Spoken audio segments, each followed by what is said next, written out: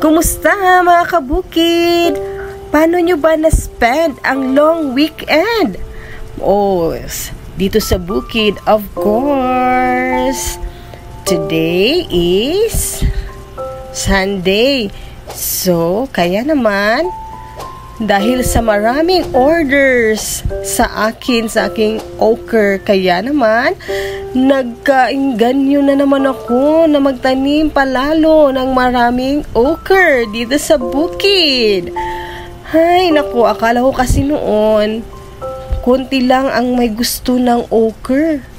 Na-amaze ako nung nag-post tayo. Naalala nyo ba, mga kabukid, atong gipost atong ako ang Facebook nga nagbaligya ko og okra. My God, grabe daghan kayong orders and wala na nga nito nato na akus og deliver ang uban. Kay kasi ang ako natanom nga okra mga kabukid is more or less 20 lang siya kapunuan. So now, as you can see, I decided to plant more okra so that we can harvest more and we can accommodate more na more. So ayan, thank you sa mga aking customers ng okra. Soon ma-accommodate ko na kayong lahat.